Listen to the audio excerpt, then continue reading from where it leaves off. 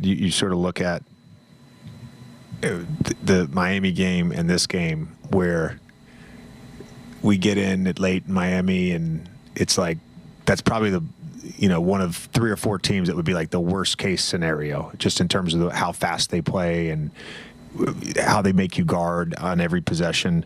And then to end the trip, it's sort of the same situation with how Indiana plays.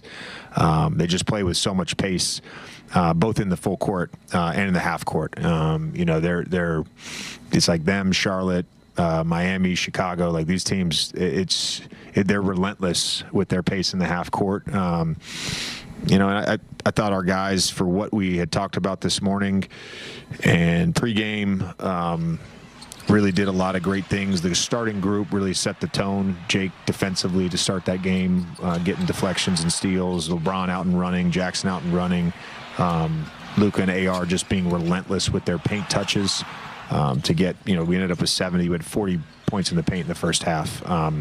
So a lot, just great carryover for our team. And we talked about it at halftime. We talked about it last time we played these guys. You could have a big lead on them, and they're just going to keep playing that same style of basketball, and they're going to make you guard every single possession, and they're going to. It's fast paced, and I thought the Bronny's jumper was big to kind of settle us, and then we went to the Horns 3 and with Luka, Austin, and Bron, and Austin gets the floater. Those were 2 big buckets there in the fourth. JJ, you mentioned Jackson. I think his first double-double of the year, in season highs in both points and rebounds. Just what did you see from him in terms of, and he always brings that energy, but on a night like this when everyone's a little bit tired, let's say, just how important was that energy from him? It was great. I thought, again, it starts with running the floor for him. In particular, to start that third quarter, just created a bunch of scoring opportunities for us.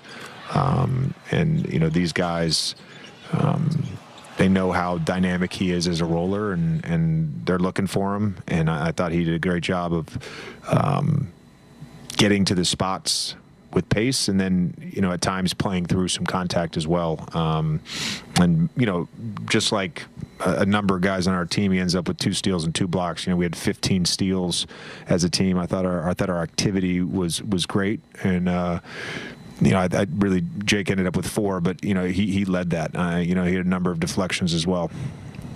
JJ, did you notice that in the fourth quarter that LeBron and Bronny went into the game together? Did that register for you at all? Well, yeah, just that they were at the table together, and we make the substitution matrix. Okay, the when that first time that happened forever ago, there was so much attention to it and stuff, and kind of in the darkness. Bronny's just been kind of getting better. How much better is he today than when he started? And what does that say? I think I'm trying to remember what you called him, but like sort of like something about development, like that he's sort of like, the test case. He was going to be the test case for how you Patient guys zero or something. Something like that, yeah. To be able to rely on him tonight when you needed him. He's gotten significantly better. I know our staff has a lot of confidence in him. Felt like this was a game we really needed him. It was a game that, his athleticism, his defense, he had 2 really, really good defensive possessions, individual defense in the first half. I think the biggest thing with him is he's got a lot of confidence right now, and I know he didn't make his 3 tonight, but he's got a lot of confidence in his shot right now. He's having a fantastic season with South Bay. He's been arguably the best player for like the last 3 or 4 weeks in our Stay Ready games, every single time.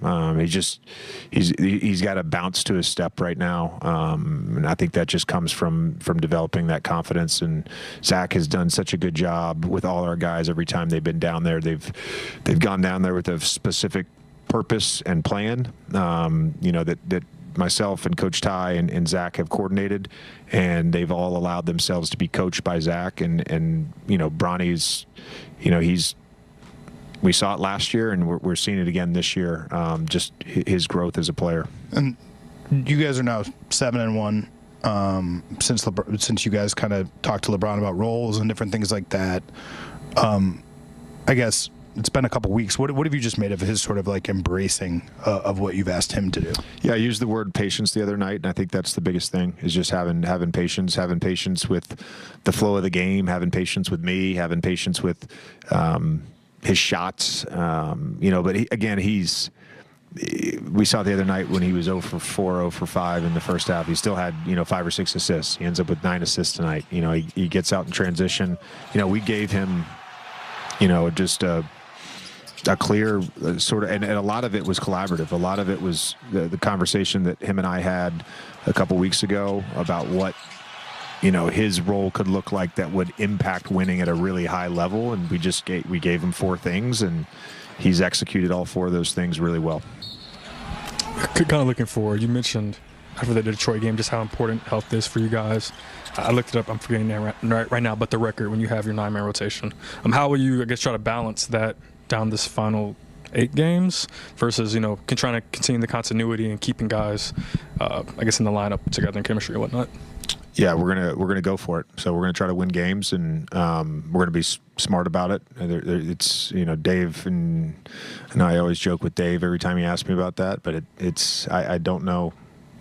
I didn't know Adu was going to be out after the Detroit game. I didn't know DA was going to be out until he texted me this morning, 10 minutes before our meeting, that he was struggling with his which we would have loved for him. Earlier today, the NBA Board of Governors voted to authorize the league to formally explore potential team expansions to Las Vegas and Seattle. So let's hear directly from Commissioner Adam Silver.